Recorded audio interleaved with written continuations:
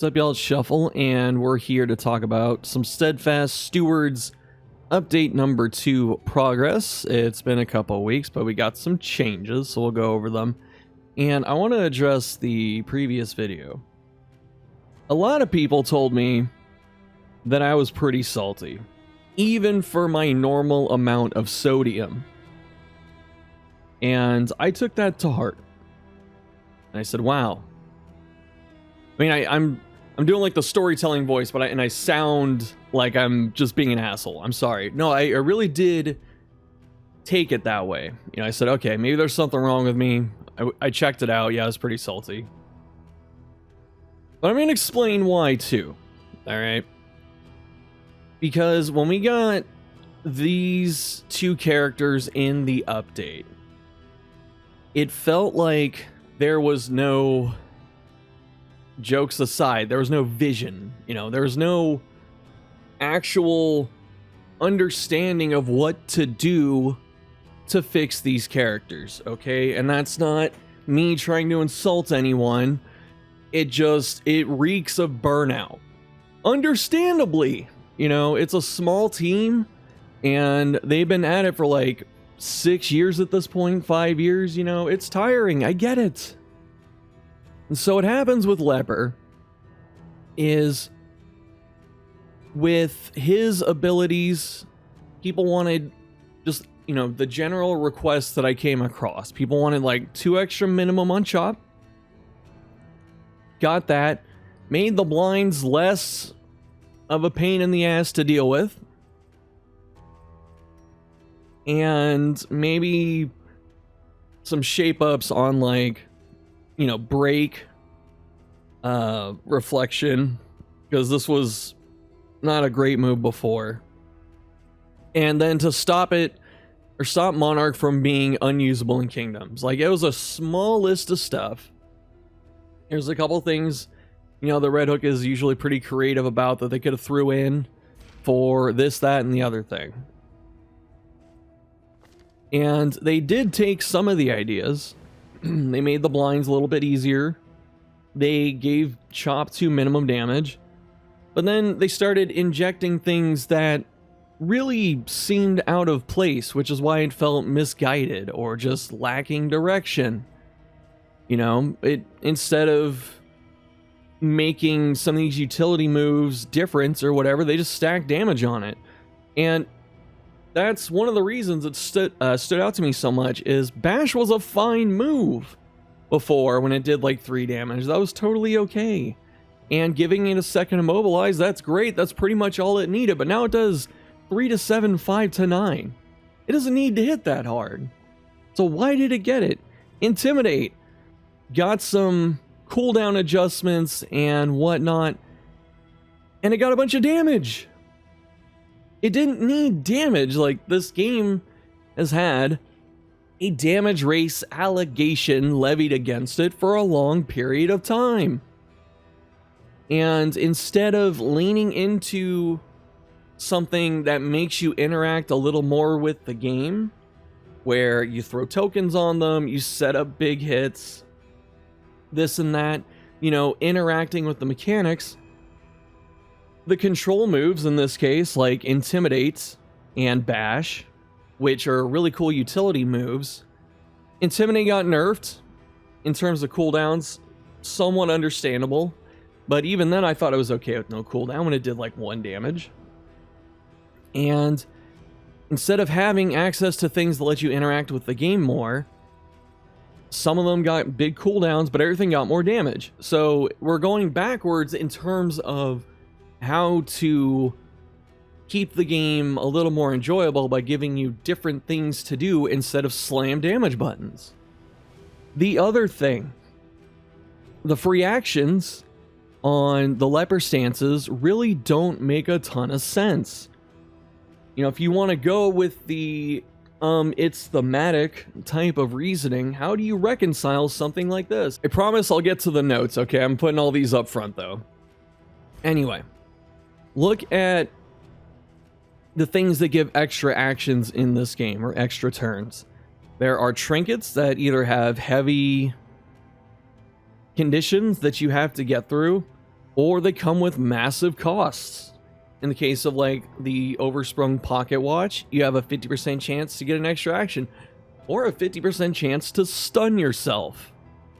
So it's, in terms of the math, it's still a little bit ahead on the extra action, but it's almost action neutral, right? Sometimes, you know, with RNG, you can get a couple explosive turns, and then sometimes it can screw you over. Temptation was a cultist trinket, it still is a cultist trinket, that has a chance of giving you extra turns. The downside is if you ever hit death's door, you might just die, because you lose all of your death blow resist down to 33%, which is the floor, like the bottom cap. Encore heavily penalizes Jester. You know, daze on a somewhat quick hero that is supposed to try and get his stuff up and do things. You know, dazing him and weakening him is a detriment. Big cooldown on this move. And now they nerfed it by having it so the intermezzo thing where it bleeds the target, it does it on Wanderers. So like this move, to give someone an extra action, it gives Jester a daze, meaning he goes last anyway unless you mitigate it next time. And if you don't spend the mastery, he weakens himself, which also makes some things less desirable to press. And then it can do potentially 6 damage to the target. And it's got a massive cooldown. So we have trinkets, baubles. No, we have trinkets, we have abilities. Another one is Duelist with Instructress. And I believe it's again. And so to get the extra turn on again, you have to not only master this, let me actually put it on, right? You not only have to master this ability,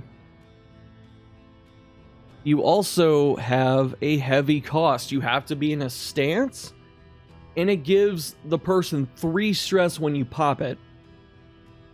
So extra turns are a very powerful thing in a turn-based game if you want to go into the concepts of action economy, which is why speed is always going to help you, and single target. All of that, I have an extensive video on it that if I remember, maybe I'll link it up here on the screen or whatever. But the point is, in turn-based games, being able to go first, being able to get more turns than the enemy, and more efficient turns is how you win. That's always the most consistent strategy to leverage victory. And now leper stances, granted, do require a mastery, but the fact that they are free actions and give you these effects, like Withstand's not even that bad in terms of the effect. But look at Revenge with this little free action here, and think of Hellion with Howling End. Howling End terrorized the game for 4 years before she got fully reworked, to the point where it's been nerfed multiple times. And its strongest thing about it was that Hellion was able to turn most fights from a 4v4 or like a size 2, so 3 on 4. She turned it, she'd always take one person off the board on the first turn because she was able to slam it and blow them up. And we finally did a lot of work to get rid of that, but now we have Revenge, which is having it do it again. We just moved Howling End from one character to the other. And so with only mastering Revenge, you get your strength, and then you have 6 to 12, that's 9 to 18, that's Howling End damage! Granted, it's a token, and sometimes, yes, the blind does slow you down, but when you play Leper, you're going to account for that anyway. Regardless, no one should be able to delete something turn 1 unless it takes multiple hits, or you really set something up. You know, you throw down a Vuln and you have like an item to give them strength, and then you do 20 damage. That's fine, you did stuff. But we have a very strong mechanic that does not have any downside besides a cost of 1 mastery point, allowing Leper to become just Howling End. And so yes, with these things in mind, it was upsetting to me when I first read them coming out. And even now, I'm getting a little salty again, just going through it and talking more about it. It just flies in the face of the game, okay? And I know people are gonna probably blow me up over that kind of thing or that logic and whatnot. I can't convince everyone, but the thing is that at the end of the day, it's a turn-based game. It has some good strategic depth. By giving revenge as a free action, and then being able to delete something the same turn, and then he gets 3 speed too, which is cool, so he like just starts off and just wood chippers everything. Having all of that goes against both those ideas. Yes, Leper should be hitting the hardest in the entire game. Okay, that's totally fine.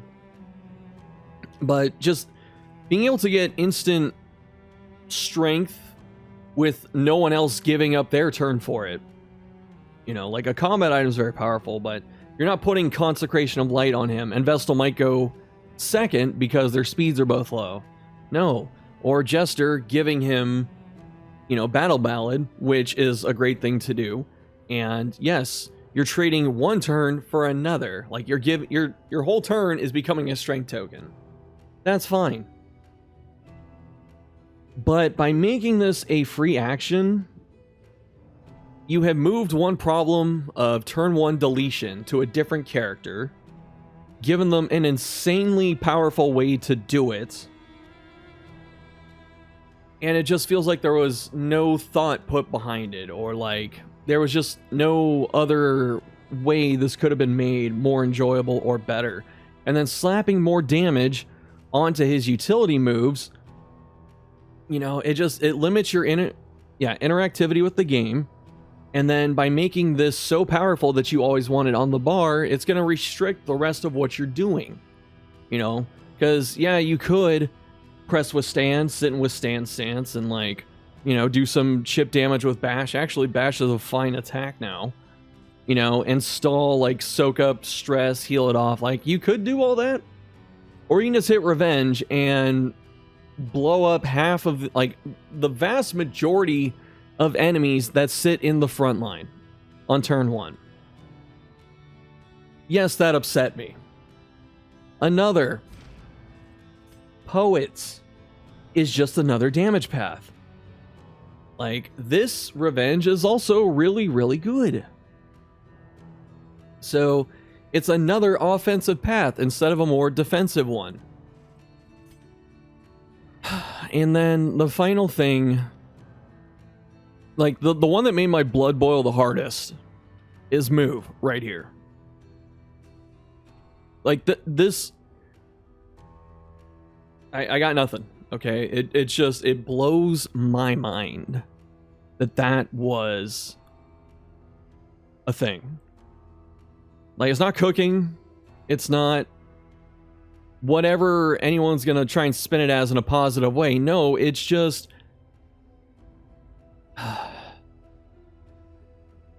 it's just not good, okay? Not good. So I'll leave that there. Leper is also in the release candidate category now, so that means this stuff is gonna hit live. And people can twist it like I'm complaining, like I'm just, I don't know, this, that, and the other thing. But at the end of the day, I care so much about this series and this studio that I just don't want them making choices like this that I just feel like there's not enough consideration with them. Because with Leper, it's just, well, how do we make him better? Well, he'll still have a lot of the same shortcomings, except he hits like twice as hard on everything. I don't know, like, just think about any other character in the game where, you know, like Dismas. Oh, we took off old Sharpshot, but, you know, he can use take aim as a free action and get a crit token every turn. Right? Just do the thought exercise of moving that to other characters and seeing how insane that type of thing is. And then we have poor Duelist, who really is pretty good, but she's like, just needs a little help with the stances, because it just slows her down. I can go through the whole thing with all the characters, or specifically Duelist, and just show you why, you know, having free actions floating around on these stances and stuff would be, like, really strong, or what the outcomes would be. But I'm not going to bog the whole video down with Leper. I know people are going to have really a lot of fun with it. You know, because big dude, big sword, smash. Like, it's fun. Trust me. But, like, this isn't it. You know? And something that Thick said that really stuck out to me, too, was people may think these are good, but not understand how they're overpowered or whatever. But at the same time, you had, like, Old Alchemist, right? Where PD had 33% blanket blight res piercing, 15 extra crit or whatever, and a bunch of resist stats at the cost of, like, 4 HP. You know, people defended Old Alchemist and Old Sharpshot. That didn't mean they were good for the game. And so, these free actions annoy me, but honestly, no joke, it's gonna sound, I'm sure it sounds insane, right? The thing that, like, legitimately pissed me off was Monarch getting an affected skills move. Like, what's next? Someone gets affected skills pass? It's not a skill. Movement's like the last thing you want to do, unless it's a dance move. It's meant as a last resort. And they could have done anything to put movement somewhere in the kit.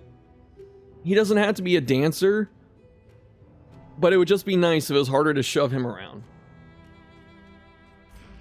But I digress. All right. The other thing, too, with the patch here, really, they just fixed a lot of issues with Leper, like a lot of bugs. And then Monarch's Oath rate's been adjusted again, and I couldn't care less. Let's talk about some nice stuff. Hellion. When we were talking about her before, you know, Wanderer was okay, Ravager was still insane, like in a different way. Because you could see what they wanted, where she has to be low health, so it's a little bit risky, you know, high risk, high reward, but the issue ended up being that it was just too safe. And she could do just a ton of damage and had enough mitigation to really just keep herself alive anyway.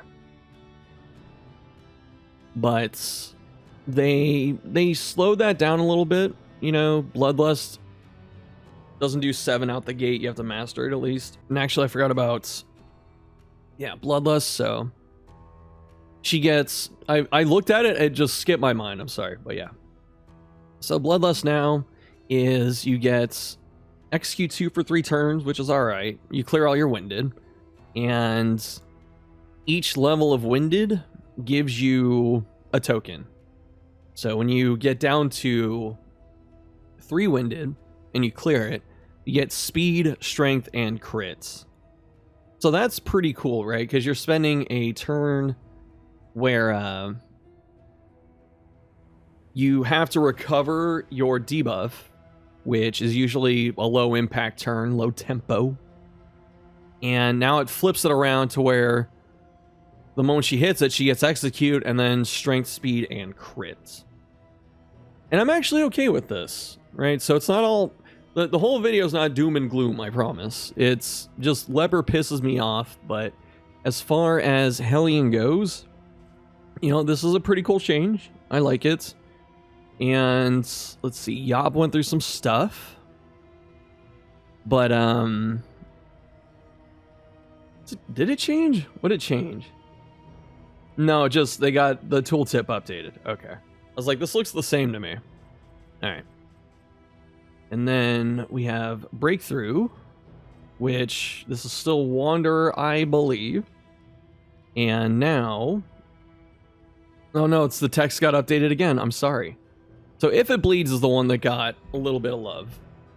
And so now it increases duration of their bleed by 1 if the target has combo. When it's mastered, that's pretty cool. And the bleed damage went up, and it got a little more crit. Like, that's all it needed. This move was just fundamentally a bit weak, but now it's pretty serviceable. And that's nice. And just to answer another criticism where I when I talk about things like Omni Reach Hellion, which is the Hellion that sat in rank 1 and hit everything for a ton of damage, that was Darkest Dungeon 1. Again, Thick dropped into my DMs, and he was like, that was only really a problem if you ran Gestal, and so Hellion had to carry the damage load for everything. And I understand that. However, I would say if it's problematic in one scenario, it's just problematic in general. That's my take. And I would rather have had something like If It Bleeds in rank... Not If It Bleeds, what is it? Bleed Out in 2 than If It Bleeds in 1. The only time I was suggesting If It Bleeds in rank 1, despite saying all of this, is because they screwed up so bad on Berserker before that it's like, who cares? Like, the playstyle of Bleed Out, Iron Swan, If It Bleeds... Like, that whole group of stuff was just not great to use. It wasn't easy to use, it wasn't fun to use. Because, again, that path became another Howling End spammer. And so, I was like, screw it, if we're just going to do this and give Leper free actions, we may as well just give If It Bleeds to rank 1. I don't even think it'd be as problematic in this game, just because Hellion doesn't hit as hard for some of these. But, you know, just digressions aside, having that was like the only solution. Like, if we're gonna stop caring or whatever, then throwing that solution out there was may as well. I'm glad they didn't. And so now instead we circled back to some of these skills, and If It Bleeds is pretty solid now. Oh my god, he's praising them. I know, it's crazy. I'm not a monster. Alright. Okay, and then Revelry, the cooldown went up. Yeah, because that was pretty good. It was pretty good. Yeah. And the other change is they let her use the winded abilities when she's at 3 winded again. And that's great. Because the reason I was upset about it before is it was taking away a playstyle where the player was measuring risk and reward. You were telling yourself, I have minus speed, minus damage, but I think holding, like, not clearing my winded and doing something else in the winded state is still more beneficial than clearing it this turn. Like, there's stuff going on in your brain when you had to reconcile that turn, and I thought that was fantastic. And they took it away.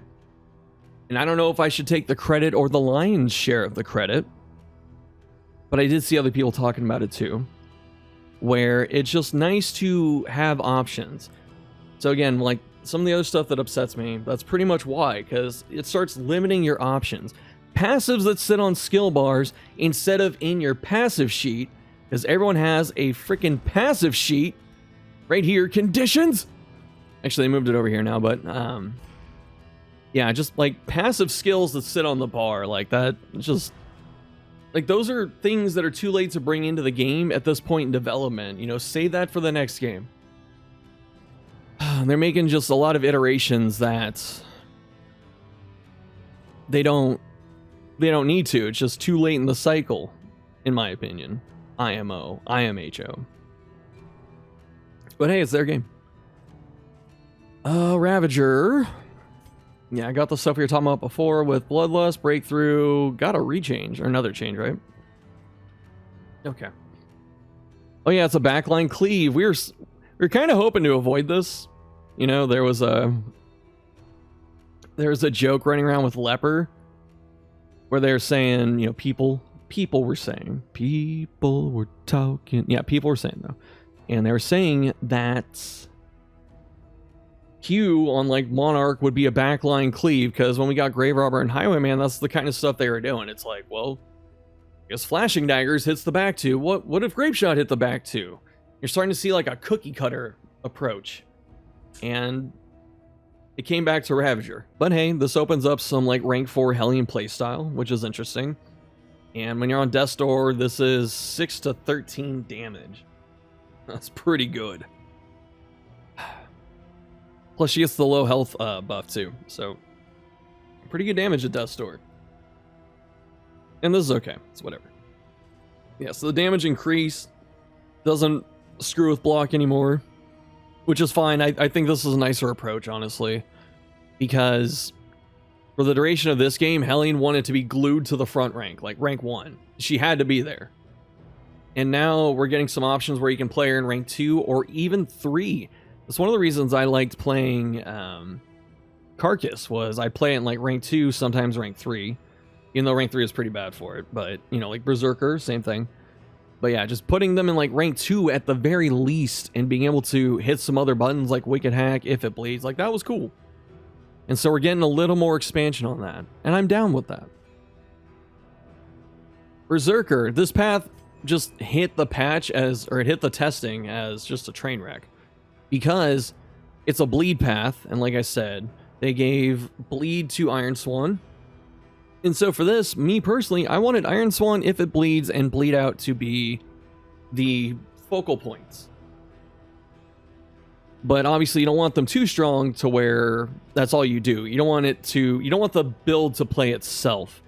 But the reason I wanted those three to have something was just because it became a path about hitting Howling End again. And so it's nice to have other options, and it's nice to also see Bleed Out get something special for this path. Because it kind of feels weird when the abilities that are tailor-made for the path, or like that should fit perfectly in the path, don't get touched. And so if it bleeds is still the Wanderer version, but Bleed Out is usable in rank 2 and it can hit rank 1. I wish this would hit rank 2 as well. Like, I don't think something that gives you Winded and has lower damage than Wanderer Bleed Out. You know, I don't think just getting one more space of being able to launch it should really hamper it that bad, you know, because they're almost identical. It's just you get one extra launch rank and you lose like 1 to 2 points of damage. So at least this would be nice if it hit rank 2, but you know what? This is better than nothing, so I'll take my victories. The collective victories. Iron Swan got changed to where it makes her back up and then pulls one. And that's cool. You know, now we have like Dancing Hellion. And it's kind of, you can kind of see the how it plays out in your head. You know, you Iron Swan with this long weapon, hit them, like hook them with it or something, and then pull them towards you. But then, you know, you have to walk backwards to pull them, so you go backwards too. Like, that's cool. I'm okay with that. And then the bleed is whatever, you know, it's fine. It's good. I remember too, someone in the comments trying to blow me up because I didn't have all the differences nailed down on Winded tokens. I'm gonna go over here. I can see all of them, right? Can I? There we go. So yeah, she has multiple different Winded tokens. She has like the regular Winded, the Ravager Winded, and the Berserker Winded. Oh, here it is right here, right? And the reason I don't really talk about either of those is because I just didn't care. I didn't think it was that important. And the Ravager getting the one bleed thing is, you know, somewhat of a small, tiny threat. But like, the Winded for Berserker was so harsh. Because it's a bleed path. You know, some of your best moves are the bleed moves, like Bleed Out, and it wins you, and then you can't even use it because you're winded. And they changed that, thankfully. Like, I'm not saying that it shouldn't impact the character, I'm just saying it impacted her a bit too much. Although I do think, like, the res piercing is a better way to do it. I just wish it was like 5. -5 each time. Because -10 is pretty harsh. You know, because -10 on most attacks isn't end of the world. -20, -30, there are going to be a few things you can't bleed at all. Or you're going to put them up to like 50%. Like, that's ass. But yeah. So with Zerker, we had the bleed out change, which was nice. Breakthrough got changed, where frontline cleave, that does double bleed, so it's kind of like it's like harvest, but you know, different outcomes, obviously. Like actually I think the stat line's the same as harvest, but now you target the front two, you get winded instead, and like that's cool. It's whatever. So they took away the dot things, right? That was a weird choice to remove that. Considering what her winded token does now, it actually wouldn't have been bad to kind of keep that.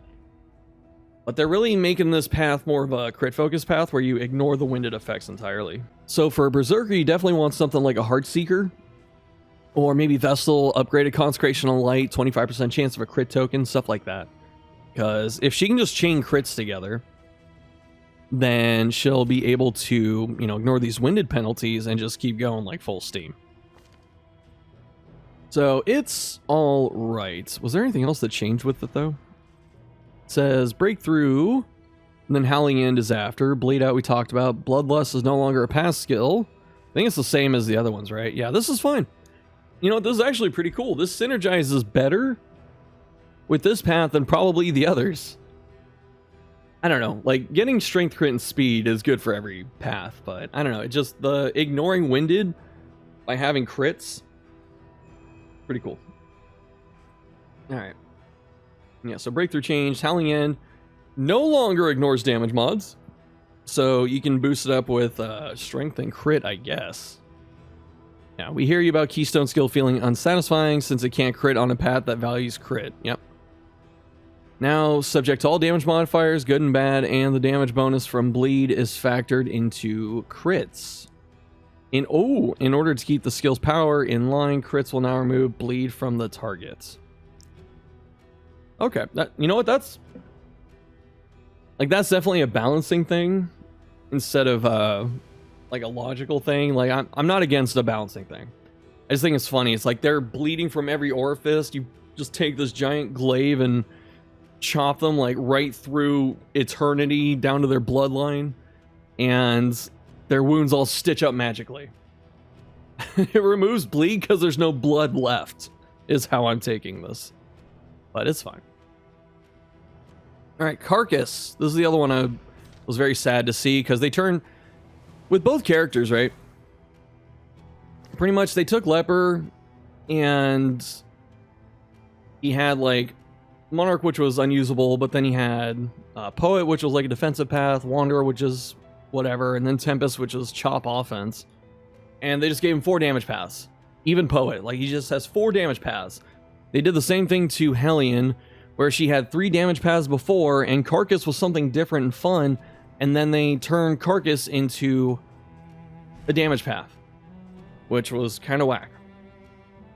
But Adrenaline no longer a pass skill, so got changed to what the other ones are. Totally fine, understandable.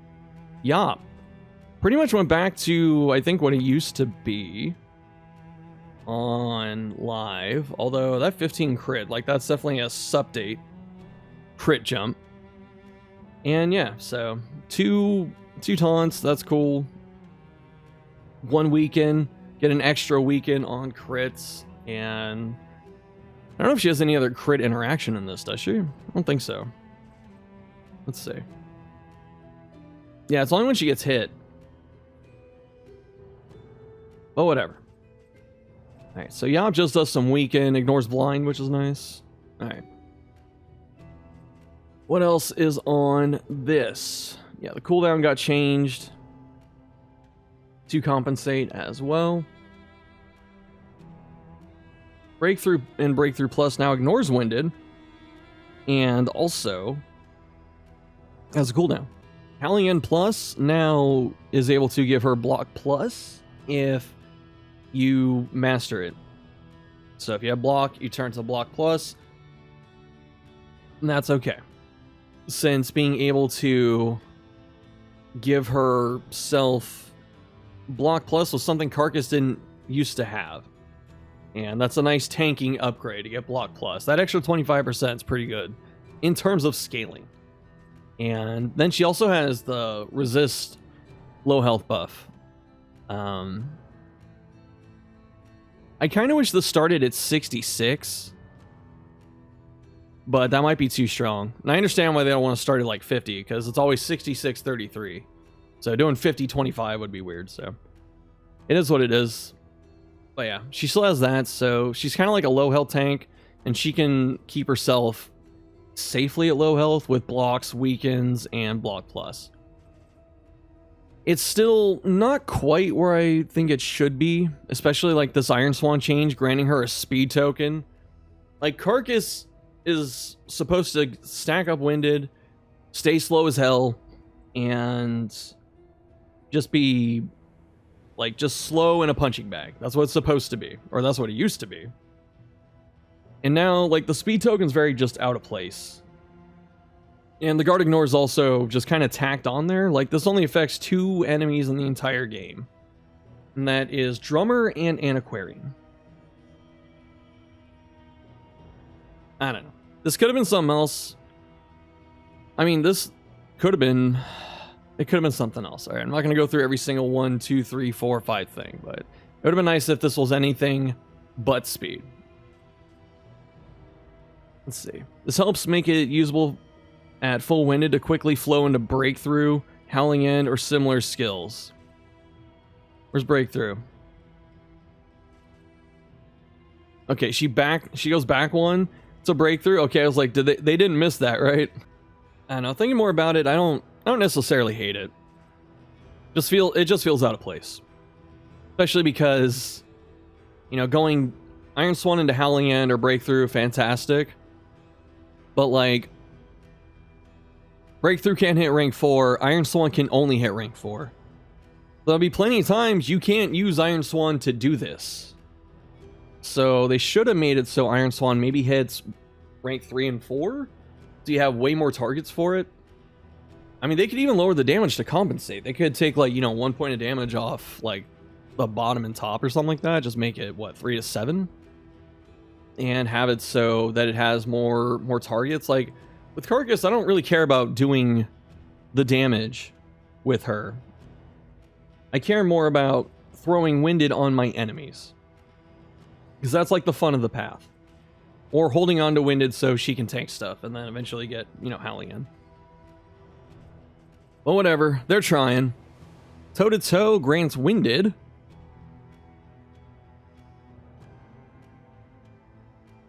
And then you get taunt per winded self again when target is size 2+. So if it's a large target, she gets a second winded. I don't know.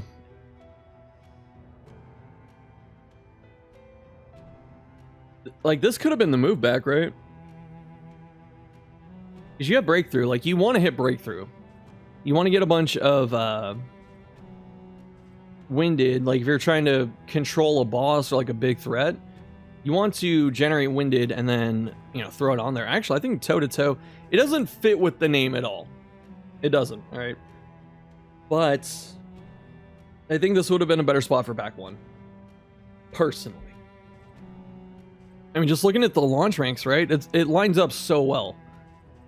Because you can be in rank 1, move back, taunt, and, you know, that's good and bad in a few ways. And then you break through, jump into them, saddle them with winded, and, you know, you toe-to-toe on a boss, which are usually larger enemies, or mini-boss, or what have you. And then you get 2 extra winded, so you could just toe-to-toe. Well, master to get the 1-turn cooldown. And then you could winded, do something else with your turn, like maybe raucous or whatever, and then toe-to-toe and break through again. So I think that would have been cool.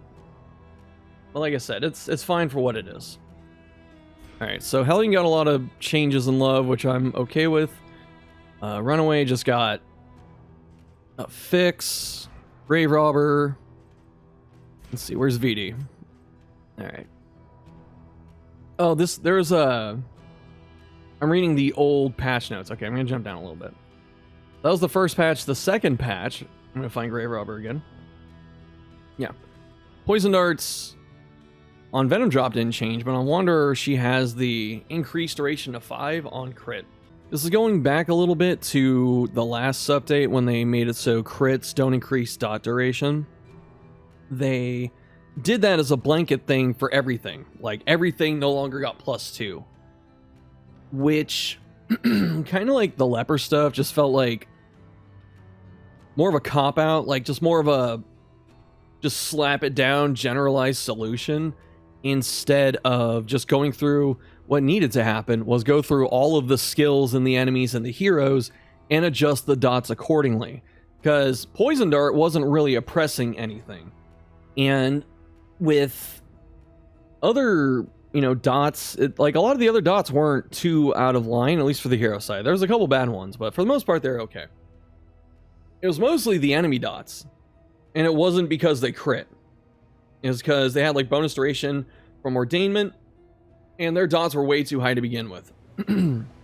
Like, Lady should not hit 2 people with Be Our Guest and do 4x4 blight on 2 people because of ordainment. Like, that should have been reined in. That was the easier or the better way to do it. Pull that down to like 2. But they did the crit thing instead, because the crits themselves weren't really the problem. To their credit, though, they are trying to weave in things that make critting dots different and more enjoyable. I don't know if we have enough time to do them, because for some reason this update is on the way to releasing next week. But like, they have no content in the pipeline that they've told us, so it's like, it's good to have a deadline, but at the same time, like, why do we only get 3 weeks on this? This could have been stretched out a little bit. Oh well. Yeah, so Poison Dart got adjusted to... and buffed, honestly. Like, this is just a straight buff. I kind of want to see Grave Robber's crit rates be a little higher in general. Because she was kind of a crit fiend in the first game. And she's like, very precise, precision-oriented, accurate. So being able to have slightly higher crit rates would be nice. I understand they're bounced around the combo effect, but like the Poison Dart being 10 and then 15 would not have been like the worst thing. I don't think that's really blowing up any design space or fun or whatever. Alright, so Throne Dagger on Venom Drop. This was another one where applies weak if the target has Blight when unmastered as well. So they just gave it the effect on both. The thing with Throne Dagger is, yeah, it's nice to have weaken. In fact, like if you're running Plague Doctor, you can just permanently weaken like a boss, for instance. So that's kind of cool. But the issue is that like with Venom Drop, you have like this Shadow Fade that gives you some boosts, and then you have Flashing, and then you also have Poison Darts. That's a lot of freaking Blight. I don't know if they thought about that one. Like 7x3? I'm not going to say anything. I'm just going to let it go. Just let it be in the game. Shh. Don't tell them. Let it be in the game. Let Grave Robber have a moment. With Venom Drop, though, as I was saying, you're trying to like set up your Shadow Fade or some way to get stealth, and then hit Flashing and Poison Darts. The last thing you want to do is usually Throne Dagger. Like if you're playing her pretty much like by yourself in terms of the Blight. Because you have these Blight skills that pump out a ton of damage, and you can spam them. So instead of that, why not? I don't know, like, Weaken is one of the... Or not Weaken, but, like, Throne Dagger is one of the few, the buttons that don't get used. At least in my experience with Venom Drop builds. Like, these are the core 3 that are right there. And then you might have Pick to the Face and, like, Dead of Night. Yeah. Like, this is pretty much the loadout. most of the time, and then you switch Dead of Night with Absent. What that means is that Thrown Dagger usually doesn't make it to the bar. And it's any buff is good. I'm not gonna push it away. However, it just doesn't feel like worthwhile. You know, this skill is just not something you press on most Venom drops. Like the only way, or the time this shines the most is, as I said, if there's someone else on the team that blights, and you're just throwing this every turn and giving stuff weaken. But to do that, you have to be playing Venom drop, which means you want to blight as well. Like this would be a nice thing for a different path that we don't have. But whatever. I mean, at least it does okay damage, right? Like, well, the 3 to 5 is kind of whatever, but 4 to 7, 30 crits, like that's okay. Alright. Yeah, the all Hellion skills can be used at maximum winded. That's what got patched in yesterday or the day before. Alright. Alright, let's back up. Flagellant.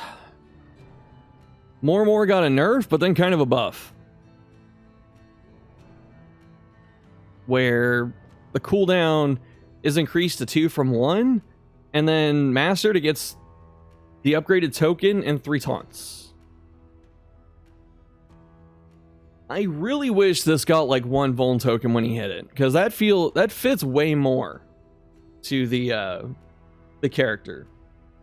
But it's like they're afraid to make it so he actually has any inherent risk besides death. Yeah, this is not enough to nerf this meaningfully. Like what this does, what the extra turn of cooldown does, is just make it so you don't press it on autopilot every other turn. This is pretty much what would happen. You'd press it, get hit twice, get your 2 pain tokens, use a self-damaging move, proc the 3rd, heal up, and then more's back up, and you can do it again. You know, now you have to spend 1 turn doing something else in between, which is, you know, meaningful, but it's not quite enough, I think. Who knows, right? This has always been the problem button on this character. Whenever I think of Flag lately, I think, is the whole character busted, or is it just this one? I think it's just more. You know, this move really needs to get, or needed, maybe it doesn't need it anymore, but it needed some adjustments in order to, like, rein him in. I don't know. Let's see. Maniac only got fixes. I would like Maniac to get some love. Alright, because, like, this right here, sure, it got better with the weaken token change, but, like, pinging 3 to 4, like, 1 weaken? Nah, man, that ain't it. Because you're swapping a weaken token for 9 damage. I'd rather have the 9 damage in most cases. But anyway. Exanimate got some changes. I think it's funny they changed the exact same skills, actually. What the heck? I never noticed. They changed it so it doesn't get the bonus whatever on combo unless it's mastered. And yeah. And now it's got res piercing. So this just streamlines him into being like every other character, where against combo they get penetration, and that's all right.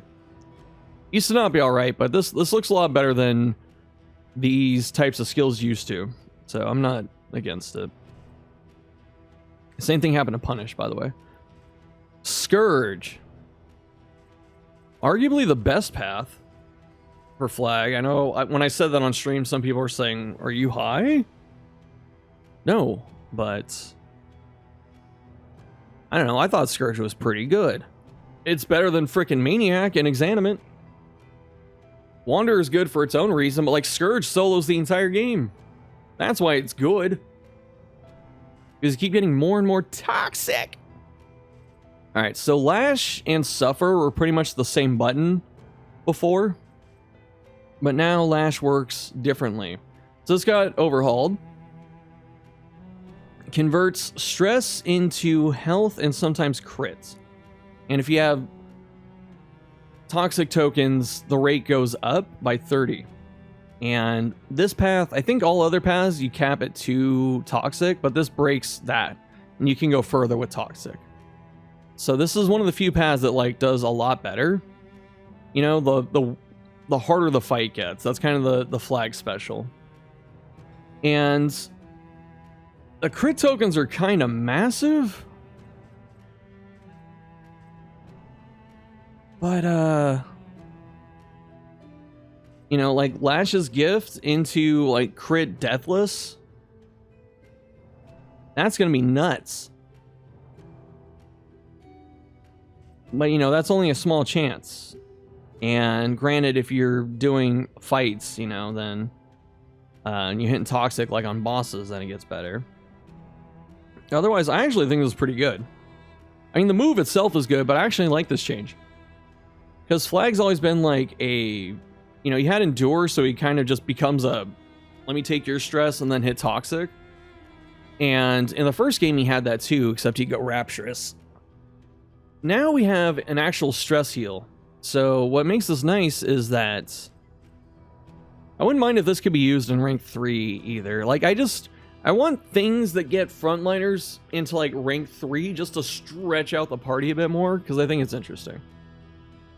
Anyway, this change is pretty cool, because now you can actually play support Flag, where just endure, then lash it off over and over. And now Suffer doesn't have to compete with some different form of itself, which is what Lash's gift was. So actually, this change specifically is good. I like it a lot. I love this change. The values, who knows, they may need to be tweaked in the future, but I actually think this change is great. It's a very smart change, too. Like, not gonna be salty. Okay. But yeah, great. It's a great change. I love it. Great job. Good job, Red Hook. Sepsis stays the same. Let's see. They fixed that Dead of Night issue, because the moment they turn it into like a heal tag, it couldn't hit corpses for some reason. Let's see. Oh, if it bleeds, we already saw that. Highwayman. Open vein. Is now changed, where they cut it in half, but it deals increased bleed damage when target has combo. The way this should work is that combo and the damage bonus applies afterwards. So if you have a trinket or favorite toy, or whatever other else can extend or give you more bleed damage, then this can stretch it even farther. Is it just this one? It's Wanderer. Yeah.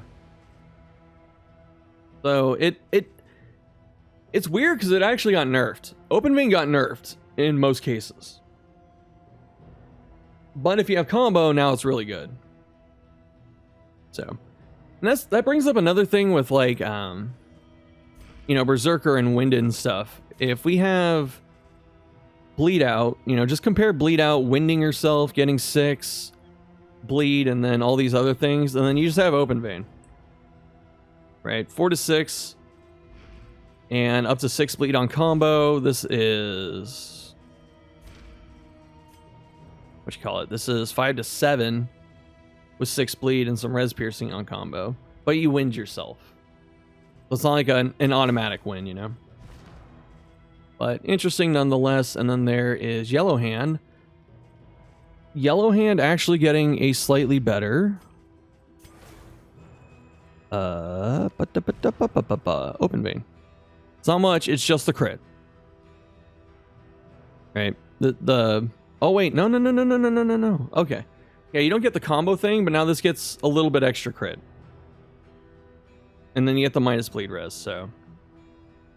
Still not as amazing for this path, but, you know, okay. Malediction, the Wanderer version, is... what is this change? It's like a small one. Text updated to reflect that any debuff being resisted as part of the skill will now result in the unchecked power refund. Oh, okay. Alright, and then we have Warlock Malediction, which, you know me, I say it how it is. I say what it takes, and whatever it takes, that's what I'm saying. Between almost 10 years of Darkest Dungeon, between Darkest Dungeon 1 and Darkest Dungeon 2, learning all the mistakes from DD1, all of DD2 up to 2025, learning from that, and somehow they still found a way in 2025 to make the worst skill in both games. I'm glad they're sticking to it and trying to fix it. So now it has a chance of giving the enemy regen instead of just a flat heal. This is okay, you know, and then they made it so hitting the attacker has a much higher chance to heal you, where it's 75 base and then guaranteed mastered. And that's okay. That is okay. Because since there's regen, instead of just a flat amount, if something's already at death's door, or like you smack it to death's door, you know, it's not gonna hit death's door, heal right back off, and then, you know, get its death armor back. Instead, it has to make it back to its turn, so you can still choose if you want to kill it then, or let it heal and then pop it again. And you know you're getting the heal. So the stall value is much better. And I don't think the move is still great by any means, because it's really competing for... It's one of those things where it's like, you can either do a ton of damage, or you can do this little control thing. More times than not, you're going to do a ton of damage instead. You know, why spend all my up trying to get this quirky little freaking heal when you hit the attacker and stuff like that? I'll gamble the weird instead, or I'll just use it on stars. But you know what? I applaud the effort. I do. Surgeon. Surgeon, I think, just got the res pierce on this. Yeah. You know, I was gonna say, why doesn't Incision just get the burn pierce too? Because it doesn't burn it. Like, I'm stupid. I'm dumb. Yeah. The Surgeon has the res pierce, and Physician, they changed this to a single target emboldening vapors instead of a AoE. And ultimately, this is a better change, because there are a lot of attacks in the game that just throw 2 tokens on someone. Cherubs, I don't know if they actually nerfed the weakened one, but I think it still throws like 2 blinds. Smokestack from Librarians, 2 blinds. You know, some things give vuln. There's probably double vuln out there. You know, so there's a lot of things out there that come in, like, negative tokens usually come in pairs. Or they can come in pairs a lot of the time. And they're not usually widespread across the party. And yes, there are times, I'm sure there are people that have been able to hit the old emboldening vapors and flip a token on each person. That feels amazing. But really, think of how many times there's only one person that had a negative, and you flip that. You know, and you can only flip one at a time.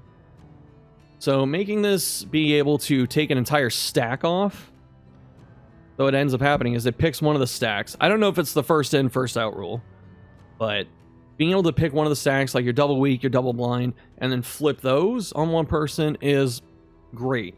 Because again, Librarian's a great example. Smokestack, 2 blinds on a target, and you press emboldening vapors, you spend your whole turn flipping 1 blind. Now you can spend your entire turn flipping 2 blinds on the affected person. That's a lot better. So yeah, pretty good. And I'm glad they're coming back to some of these characters too. All things considered, because it really seemed like they're just going to do Leper and Hellion and then peace out. Survivor got a tooltip upgrade, but this one kind of blows my mind. This is back going to like the Leper changes with Radiance. So now it's all res piercing, not just ranged, but that pretty much only applies to like trinkets and I guess Firestarter if it works that way too. But otherwise, you know, it's got some extra stuff now. So hold on, let me read what's new, because I never pressed this button. I pressed it a couple times when he came out and I was like, this button's ass, I'm never pressing it again. But now, the new stuff, 2 speed for 3 turns, 2 damage against burning targets for 3 turns. That's pretty good. And then, let's see, regen increased from 3 to 4. Cooldown reduced? It had a cool... Wait, what? Oh, the upgrade. Okay. Yeah, the cooldown gets reduced. All the stuff goes up. Fucking 4 speed? Nani? Hi. Got frickin' Zoom and Crusader. I'm a little conflicted though, because as nice as it is to see Radiance become an unlock button that you can press finally, it's going back to what I was saying before, where to make this good, they made it more offensive. But I don't know what else they could have done with something like this. It was already kind of offensive with the Res Pierce, but now you just get bonus stats on top of it. I want to take this opportunity though, to the people over the years that I've talked to that go, oh, Shoof, Radiance is good. You don't understand. You don't know how to play Crusader. Radiance is better than you give it credit for. It is actually his best fucking button. Is it? Is that why it got buffed to Oblivion? I expect to see you in the feedback channels spamming, please nerf Radiance. Or it's going to be the same thing as Vestal, where a lot of people said she was fine, and she doesn't need any buffs. They didn't flock to the feedback channel anyway and say that they need to nerf her.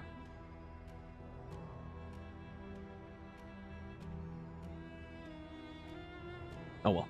Like I said, I'm happy. I'm happy for it. That's pretty much what it needed. I mean, is this alone enough to carry Aggressor out of like the dumpster tier? Yeah.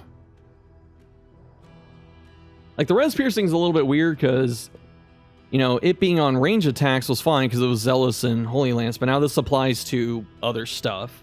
So it's a small buff. But being able to get the regen, which I think it already had, but like the speed and the damage, that's nuts. I kind of wish too that the speed wasn't just like a flat amount for 3 turns. Although it kind of needs to be like that powerful. Like, I wouldn't mind if it was just 1 speed token instead. Because giving like a numerical speed for several turns is really powerful. But hey, I'll take it. This is stronger. And people like Crusader. And you have to pay for him. So he has to be pay to win, right? I'm kidding. Jokes. I'm happy. I'm happy with it. Templar Smite crit increase. I guess it was different before. Banneret Rallying Cry. They didn't nerf Banneret, thank goodness. Banneret's still becoming a terror. And now you get the double immobilize on upgrade, which is pretty nice. I like that one. Okay, so Duelist, this is the stuff we were looking at before. Wanderer, again, no longer remove stealth. Or at least the master version. Right, it's just the plus? Yes. Alright, and then Instructress, disengage, damage went up. At 3 to 5 to, and 4 to 6 mastered. Yikes, that hits hard. Actually, no, it matches the other one. Okay. Ruthless Instruction can be used on herself, which is kind of nutty.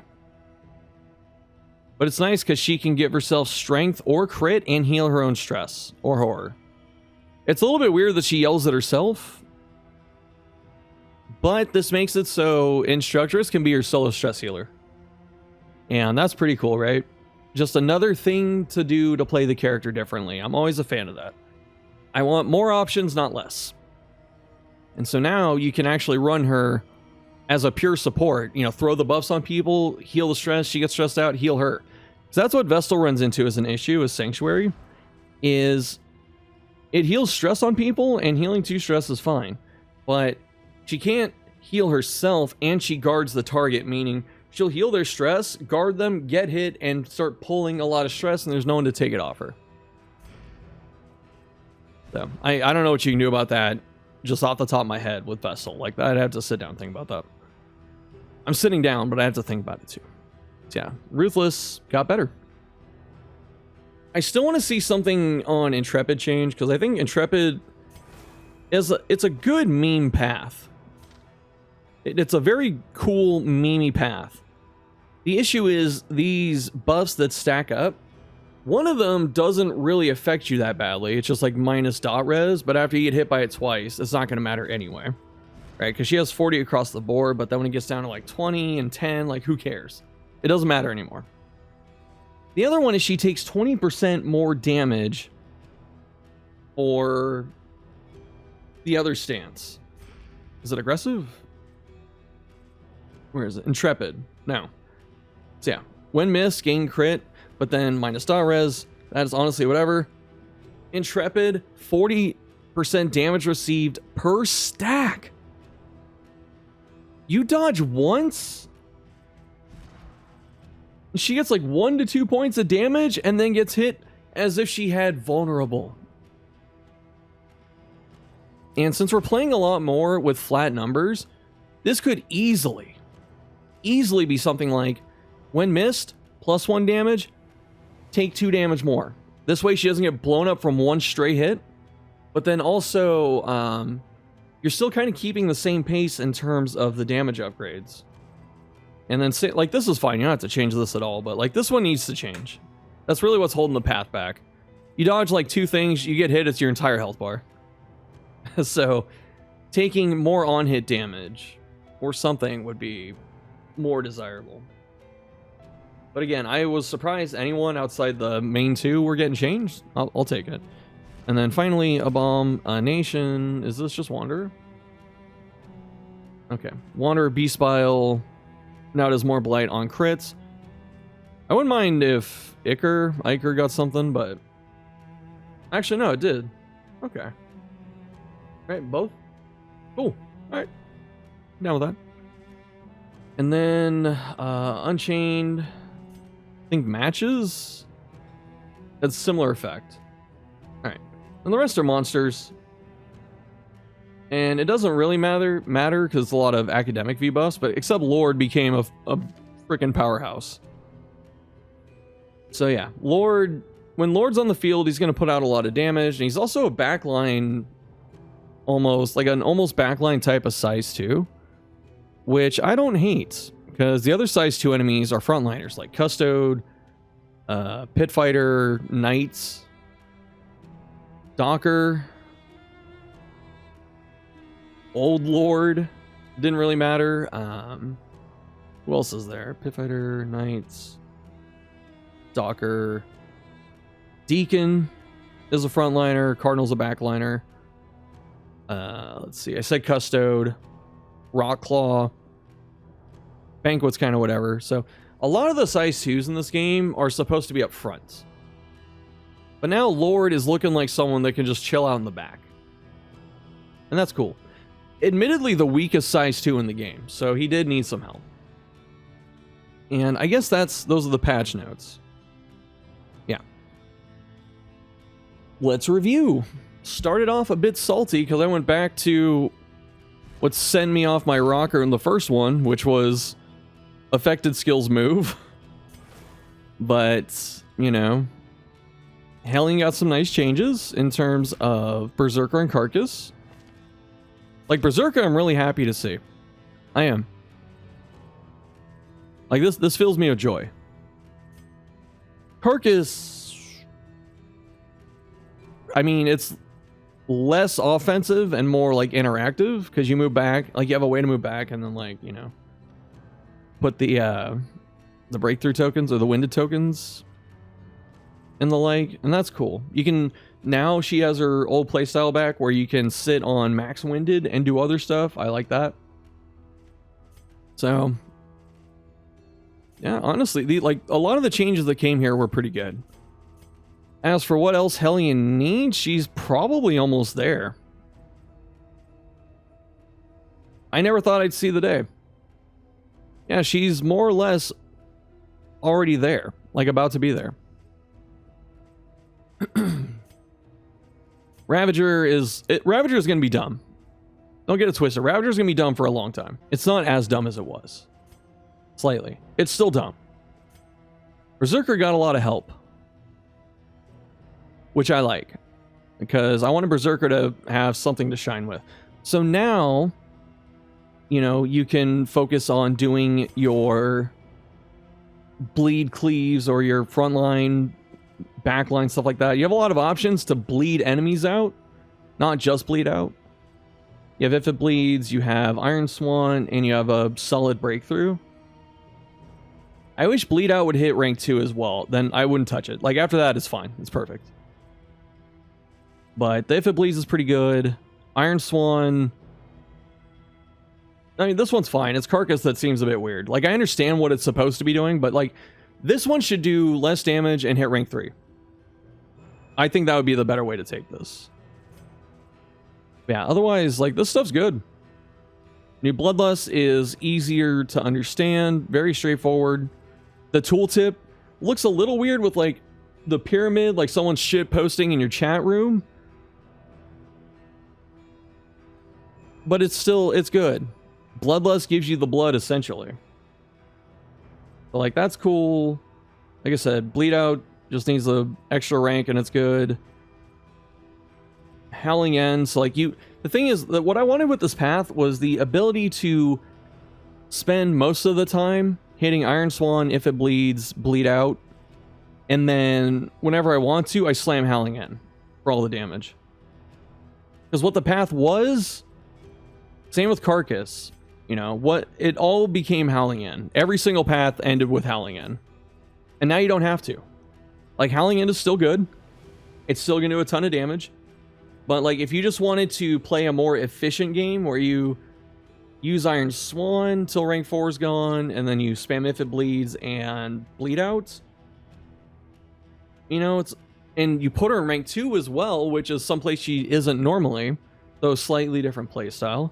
I like it. I do. The Revelry... I can't even talk about that. Like, I can't say it physically. The Revelry nerf was justified. That's so hard to say. Carcass could... I don't know if I could use a little more or not. Maybe it's there too. Alright. And then Flag got a nerf. Like, they tried. Right? Gold Star Participation Trophy. They tried. I would like some Maniac buffs. And maybe something for Exanimate. Although I think Examinate's okay. It's not overpowered. That's probably why it doesn't... Like, it's not an overpowered path on an overpowered character compared to Wanderer and Scourge. So that's probably why it doesn't feel like it's like it need. That's why it feels like it needs a buff, but it's fair, right? And that's something that, you know, when you're used to dealing with an overpowered character the whole time, kind of forget that. Maniac and Exanimate are fair paths. I just wish that, like, this Acerain was a little bit better. It's ass. This move is ass. Like, if that was a little bit better, that'd be nice. But I like Scourge becoming a kind of like a stress support. I would give bonus points if you could lash his gift in, like, rank 3 and then slide him all the way back to 3 and hit, like, Punish, Endure, Lash, and Deathless. Because this would have to change obviously too, but, like, Flag is a rank 2 hero. Like, on every single path, he's a rank 2 hero. But it would be nice if you can slide him back a little bit further into rank 3. And I know Maniac can do some stupid crap from, like, 4.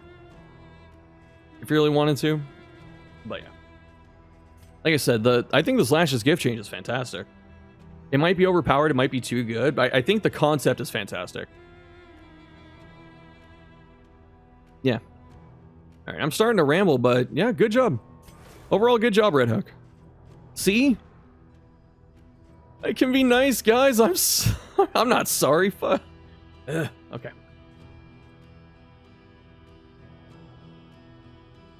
Yes. The only thing I really have any complaints about right now is just the leper stuff, like all the bonus damage and the free actions, and then affected skills move. Like, I'm actually calling for leper nerfs. What day is this? You know, I just want Bash to do a little bit less damage, but keep the utility. I want Solemnity to be usable in, like, rank 3 and 4. Why the hell can he? Right? Like, he can't... Like, that's the more frustrating part, too, is he always has to be in position. And they won't give him a movement skill, which is fine, but, like... Very few characters suffer that weakness that heavily. The only other one I can think of is, like, Plague Doctor. Because she can only move back 1, and if she gets thrown to rank 1 and you're not Surgeon, it sucks. So yeah.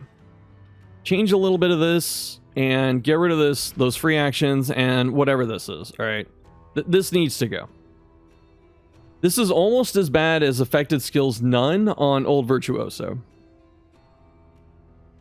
Like, it's even in purple. Like, they're like, we have to make sure they see it. It's in purple.